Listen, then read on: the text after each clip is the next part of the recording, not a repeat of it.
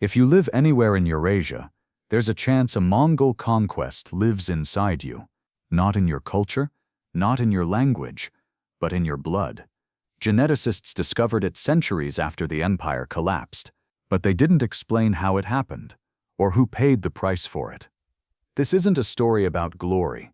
It's a story about how conquest followed women long after the armies moved on. For most of history, empires were measured by maps. Borders drawn, cities taken, battles won or lost. When an empire fell, historians assumed its influence faded with it. But in the early 2000s, scientists studying human DNA noticed something that didn't fit that pattern. While mapping Y-chromosomes across Eurasia, they found a single male lineage spreading far wider and faster than any population model could reasonably explain. From Mongolia through Central Asia, into parts of China, across the Middle East, even reaching Eastern Europe. It wasn't random, it wasn't gradual, and it wasn't ancient enough to be prehistoric. The lineage was too concentrated, too powerful, too recent. Roughly 1 in every 200 men alive today shares this same genetic marker. In Mongolia, the number rises sharply. Across Central Asia, it appears again and again, especially among families with historical ties to leadership and status. The pattern suggested something uncomfortable. This wasn't survival by chance. It was reproduction shaped by power. Geneticists traced the origin back roughly 8 centuries, to a time of conquest, to a family that didn't just rule territory, but dominated access to wealth, protection, and women. The name attached to that lineage was familiar: Temujin, known to history as Genghis Khan. At first glance, the explanation seemed simple. A powerful man, many wives, many children, but the numbers didn't add up so easily. Even extreme polygyny alone couldn't explain the scale, not unless the pattern repeated, generation after generation, father to son, son to grandson. This wasn't just about one man. It was about a system that allowed a small group of men to reproduce at a rate the rest of the population never could, and systems always leave traces. Genetics can tell us that something happened. It cannot tell us how it felt. It cannot record fear. It cannot name the women. It cannot explain what it meant to be absorbed into an empire and erased from memory at the same time. To understand that part of the story, we have to step away from the laboratory and return to the moment conquest began. The Mongol world of the 12th and 13th centuries was brutal, fast, and unforgiving. Life on the steppe taught one lesson early: survive or be taken by those who could. Temujin was born into that world in 1162. His tribe was poor, marginalized, often preyed upon by stronger clans. When his father was poisoned, Temujin was still a boy. His family was abandoned, forced to survive on roots, scraps, whatever the land would give. As Temujin rose, he learned quickly that victory wasn't just about killing enemies, it was about breaking them in ways that lasted. Mongol warfare became famous for speed and terror. Cities were offered a choice: submit or be destroyed. Those who resisted were wiped out so completely that news traveled ahead of the army, softening future targets. Men were killed quickly. That part of the story is well known. What happened to the women is discussed far less. After a city fell, women were not simply left behind. They were redistributed. Some were taken as wives, others as concubines. Many were forced into remarriage within Mongol households. Some became servants inside the families of their conquerors. This wasn't chaos. It was repetition. Across campaigns, across regions, across generations, the same pattern appeared. Killing removed resistance, absorption ensured continuity. Children born from these unions grew up speaking the conqueror's language, living under the conqueror's protection, carrying the conqueror's name. Over time, bloodlines shifted in ways no battlefield ever recorded. Traditional histories frame this as custom, as the natural outcome of medieval warfare, as something unfortunate but inevitable. But inevitability doesn't erase consequence. What does it mean when an empire doesn't just rule land but rewrites families? What happens when survival requires assimilation, and assimilation demands silence. For the women caught inside this system, history offered no chapters, no monuments, no names. They didn't vanish, they were absorbed. And absorption is harder to see than destruction. As Mongol power expanded, so did this pattern, not just under Genghis Khan, but under his sons, and their sons, and the generals who ruled in their name. Access multiplied, protection multiplied, reproduction multiplied. That is how a genetic signature spreads faster than armies ever could. The empire eventually fractured. Dynasties fell, cities were reclaimed, borders changed. But bloodlines do not retreat. The DNA remained, long after the banners disappeared.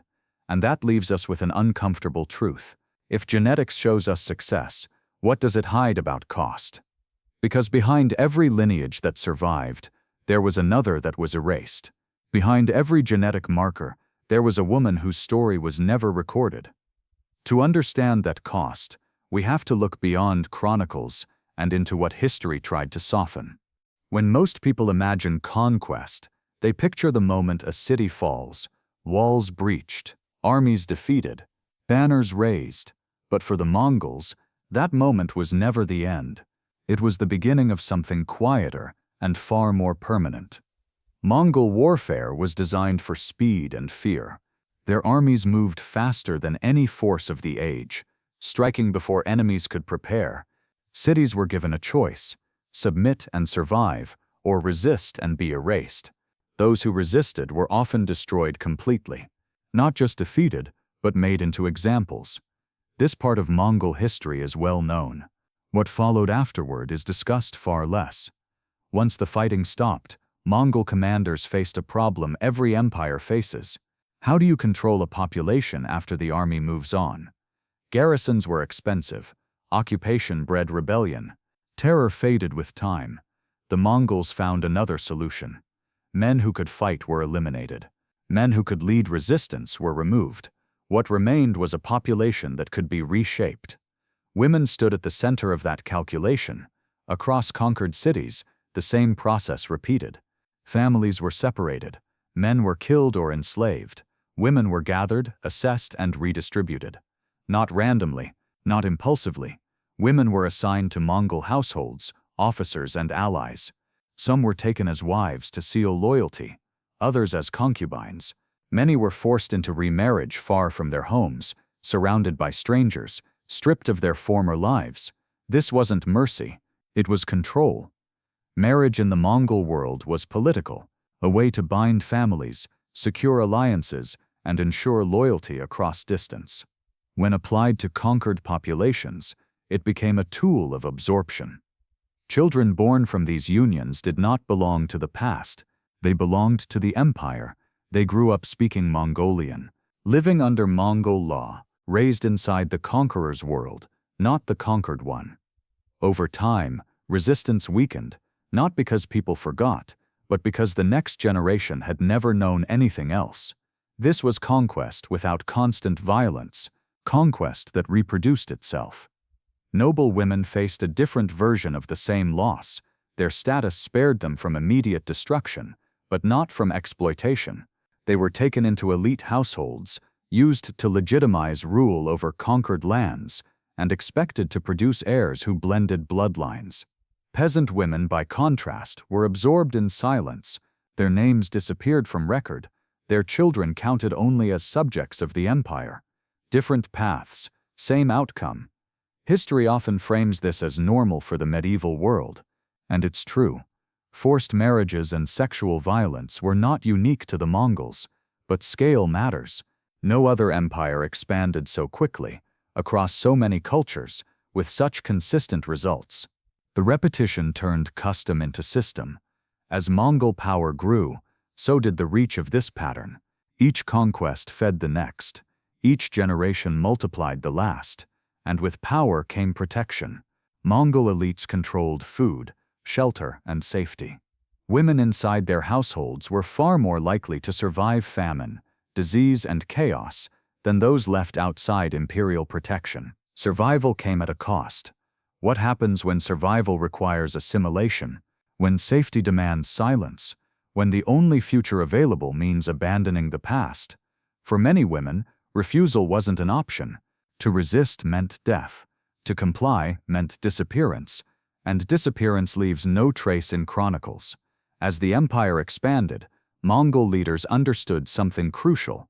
Territory could be lost. Cities could rebel. But children born into the empire were permanent. They carried loyalty and language, identity and law, and blood that tied them to power. This wasn't conquest driven by rage. It was conquest guided by patience. A slower form of domination, one that didn't rely on constant force, but on time. By the time Mongol armies moved west into Central Asia and beyond, this approach was no longer improvised. It was expected. Each victory increased access. Each access increased reproduction. Each generation deepened the empire's hold. And that is how violence moved from battlefield to household, from sword to family line. What began as terror became routine. What began as survival became legacy. The empire didn't just expand outward, it pressed inward. And the deeper it pressed, the harder it became to separate conquest from inheritance. Because when power controls reproduction, conquest doesn't end with death. It continues quietly, inside homes, inside families, inside bloodlines. And once that happens, defeat becomes almost impossible to reverse. When a Mongol army moved on, the battlefield went quiet.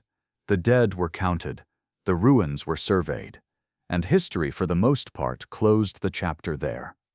But for the women left behind, the story was only beginning.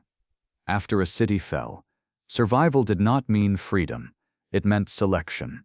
Women were gathered from homes, streets, and shelters where they had hidden during the fighting. Some were taken immediately, others waited days, unsure whether survival was a gift or a delay. Families were torn apart with efficiency that felt almost ordinary to those enforcing it. Mothers were separated from sons old enough to be considered threats. Daughters were pulled from fathers who could no longer protect them. There was no single fate. There were many, all shaped by power. Some women were forced into marriage with Mongol soldiers or officers. These unions were rarely about companionship. They were about control, loyalty, and legitimacy. A wife bound a household bound a region. Other women were absorbed as concubines, moved between camps and households depending on rank and favor. Their lives were defined by proximity to power and how long that proximity lasted. Many were relocated far from their places of birth. Distance itself became a weapon. Cut off from language, customs, and kin, resistance became harder with every mile traveled. Children born from these unions entered a world already decided for them. They were raised as Mongols. They inherited the conqueror's law, the conqueror's language, and the conqueror's protection. Their mothers did not pass down names, they passed down silence. For noble women, survival came wrapped in ceremony. Their marriages were recorded, their children acknowledged, but status did not equal consent. Noble women were expected to legitimize conquest by producing heirs who blended bloodlines. They became symbols of unity in public and reminders of defeat in private. Peasant women disappeared more quietly. They left no records. Their names vanished from memory. Their children were counted only as subjects, not as descendants of a past worth preserving. Different lives, the same erasure. History often describes this as assimilation, a neutral word, a tidy one. But assimilation came with grief that never made it into official accounts. What does it mean to survive a conquest if survival requires becoming someone else? What happens when the price of safety is forgetting who you were? For many women, compliance was not agreement, it was endurance. Refusal carried consequences few could afford: punishment, exile, death. And so resistance took quieter forms. Some women delayed pregnancy for as long as their bodies allowed. Others clung to fragments of their past, a prayer, a song, a name whispered only in the dark. Memory became an act of defiance. Inside Mongol households, these women navigated lives shaped by imbalance. Protection came with obligation. Security came with submission. They cooked for families who had destroyed their own. They raised children who would never fully know where they came from. Over time, the edges blurred. The next generation spoke Mongolian as their first language. They learned loyalty through law, not lineage. The past became distant, then abstract, then irrelevant. This is how cultures fade without burning, not through destruction alone, but through absorption. Archaeology gives us glimpses of what written history leaves out. Across Central Asia, burial sites reveal patterns that don't match the stories of victory. Graves of young women far from their places of birth, skeletons marked by malnutrition and physical strain. In some sites, infants are buried without ceremony, their remains placed hastily in the ground. Not because they were unloved, but because ritual requires stability, and stability had been stripped away. These are not the graves of warriors, they are the graves of those who endured. Bones cannot tell us names, but they can tell us distance, hardship, loss. They tell us that conquest did not end when cities fell. It followed people home. It followed them into households. It followed them into the most intimate parts of life. For the Mongols, this system required no constant enforcement. Time did the work. Each generation born inside the empire carried less memory of what came before. Resistance softened not because it was defeated, but because it became irrelevant to survival. From the outside, the empire looked stable, unified, strong. From the inside, it was built on lives that history chose not to name. The women did not vanish, they lived, they adapted, they endured, but endurance is not the same as being remembered. When historians write about conquest, they count cities, armies, and borders. They rarely count households reshaped by force. They rarely count futures redirected without choice. And yet, those quiet transformations may have mattered more than any battle, because land can be reclaimed, power can change hands. But once families are rewritten, the past does not return easily. This is the hidden cost of conquest. Not just the lives lost, but the lives absorbed so completely that their absence feels natural. By the time the Mongol Empire reached its height, millions lived inside a system that no longer felt foreign. The conqueror's world had become the only world they knew, and that is why the genetic trail remains so strong. Not because of chaos, not because of chance, but because women were forced to carry the empire forward, often without their names, often without their consent, and almost always without a place in history. By now the pattern should feel unmistakable. The Mongol Empire did not rely on constant violence to sustain itself. It relied on continuity. And continuity, in any empire, depends on who gets to reproduce and how often. To understand why Mongol DNA spread so far, we need to set aside emotion for a moment and look at structure. At the top of Mongol society stood a small elite, khans, princes, generals, men who controlled land, resources, protection, and law. These men lived in a world of extreme imbalance. While ordinary families struggled to survive famine, war, and displacement, Mongol elites lived under layers of protection. They had access to food, shelter, security, and they had access to women. Polygyny was not unusual in the medieval world. Many rulers across history took multiple wives or concubines. What made the Mongol case different was scale and repetition. A single elite man could father dozens of children. Those children inherited privilege. And when they rose to power, they repeated the same pattern. Generation after generation, reproduction concentrated upward. This is not speculation, it's basic mathematics. When a small group of men produces far more offspring than the rest of the population, and those offspring survive at higher rates, their genetic signature expands rapidly. Now add conquest. Every new territory increased access. Every victory brought new households under Mongol control. Every absorbed population expanded the pool from which elites could reproduce. This was not random mixing. It followed power. Elite Mongol men reproduced with women drawn from across Eurasia, from Central Asia, China, the Middle East, and Eastern Europe. Their children carried mixed ancestry, but a consistent paternal line. Over time, that line spread faster than migration ever could. The empire itself became a delivery system. What looks today like a biological mystery is, in reality, the result of repeated privilege multiplied across generations. But there is an important distinction to make here. This outcome does not require a centralized plan. It does not require a written policy. It only requires structure. When power, protection, and reproduction align, patterns emerge whether anyone intends them to or not. The Mongol Empire created exactly those conditions. Elite men survived, their children survived, and their children's children survived. Meanwhile, the genetic lines of conquered men often ended abruptly. War removed them, displacement erased them. Social structures that once protected their families collapsed. Over time, those absences mattered just as much as the survivals. This is why genetic studies show such a sharp contrast.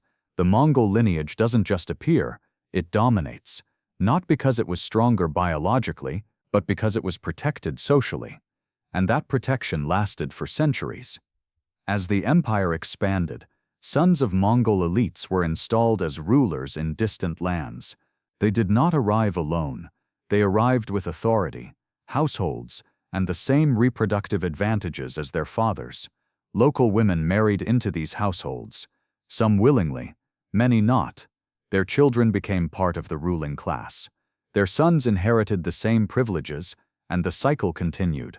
This is how a single lineage can spread across half the world without mass migration.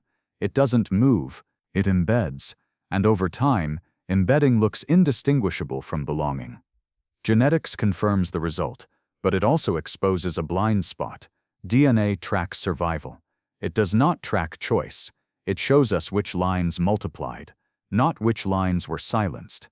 When modern studies celebrate the scale of Mongol genetic influence, they often focus on the number itself, millions of descendants. But those numbers represent outcomes, not experiences. They do not tell us how many women were pulled into households they did not choose. They do not tell us how many family lines ended quietly, without record. They do not tell us how many children grew up never knowing the names of their mother's ancestors. Genetics is precise, but it is not complete, and that incompleteness matters, because when we frame this story as success alone, we miss what made that success possible. The Mongol genetic legacy was not built only on victory. It was built on asymmetry. Asymmetry of power, asymmetry of protection, asymmetry of reproduction. Once that imbalance was in place, time did the rest. No empire needs to last forever to leave a permanent mark. It only needs to control enough generations. The Mongol Empire eventually fractured. Khans turned on each other. Territories broke away. Dynasties collapsed. But the conditions that shaped reproduction had already done their work. The lineage had spread beyond any single ruler, beyond any single campaign. By the time the empire fell, its biological footprint was already irreversible. This is why Mongol DNA still appears today, not as an anomaly, but as a pattern created when conquest moved beyond land and into family. And when that happens, history doesn't just repeat itself, it multiplies. But not every life fit into that system, and not every story ended in continuity. Some traces were never written down, only left behind in the ground. Empires prefer clean stories. Victories are recorded. Defeats are explained. Borders are drawn and redrawn. What doesn't fit neatly is often smoothed over or left out entirely. When historians wrote about the Mongol Empire, they focused on speed, scale, and strategy. Cities taken, armies destroyed, dynasties overturned. The cost beneath those achievements rarely made it onto the page. That absence is not accidental. Written history favors those who survive with power intact. The Mongols kept records of tribute, alliances, and succession. They did not keep records of women absorbed into households far from home. They did not catalog what was lost. For centuries, this silence went largely unquestioned, until the ground began to speak. Across Central Asia, archaeologists uncovered burial sites that did not match the heroic narratives of conquest. Graves appeared where no cities had stood, bodies buried without markers, clusters that suggested movement rather than settlement. Many of the remains belonged to young women. Their skeletons showed signs of long-distance travel, stress fractures from repeated strain, malnutrition that lasted years, not weeks. These were not casualties of a single battle. They were people who had lived inside disruption for extended periods of time. In several sites, infants were buried alongside them, not in family plots, not with ceremony, placed hastily, as though ritual itself had become impossible. Archaeologists do not speculate on emotion. They rely on patterns, and the patterns were consistent. Women buried far from their places of birth, children with little evidence of long-term community care, bodies that showed survival, but not stability. This does not appear in chronicles of victory, because chronicles rarely record what happens when absorption fails. Not every woman survived integration. Not every household produced continuity. Some lives ended quietly along the way. History calls this collateral damage. Archaeology calls it evidence. In regions once ruled by Mongol governors, burial practices shift abruptly. Local customs disappear. New practices appear, often incomplete or improvised. When culture breaks, it does not always shatter. Sometimes it thins. Rituals fade first, language follows, memory dissolves quietly. Bones reveal that process. They show us who lived under strain, who traveled when travel was not voluntary, who endured long enough to be forgotten. These remains sit outside the story history preferred to tell, and they force an uncomfortable realization. Conquest was not clean, and it was not complete. There were lives that did not become part of the empire's future. Women who did not leave descendants. Families that ended without record. They became part of its silence. When we look at the Mongol genetic legacy, we see continuity. But beneath that continuity lies absence. Not everyone was absorbed. Not everyone survived. And not everyone was remembered. And that is the part history often softens, because it cannot be measured, and it does not flatter success. The Mongol Empire shattered centuries ago. Its cities were reclaimed, its dynasties replaced, its banners vanished into dust, and yet something remained, not in monuments, not in laws, not even in language. It remained in blood. Modern genetics shows us the outcome with brutal clarity, a lineage that spread farther than any army, a legacy carried not by memory, but by inheritance. But DNA only tells us that something survived. It cannot tell us why, or what was lost to make that survival possible. Every genetic marker represents continuity, but it also casts a shadow, because behind every line that multiplied, there were others that ended, families erased without record, names that disappeared without trace, women whose lives were absorbed so completely that history forgot they had ever been separate. This is the part numbers cannot capture. Genetics does not measure fear. It does not record coercion. It does not name the women who carried empires forward without choice. It counts success, but it cannot calculate cost. History remembers conquerors by what they built, but empires are also built from what they take. Land can be reclaimed, cities can be rebuilt, power can change hands.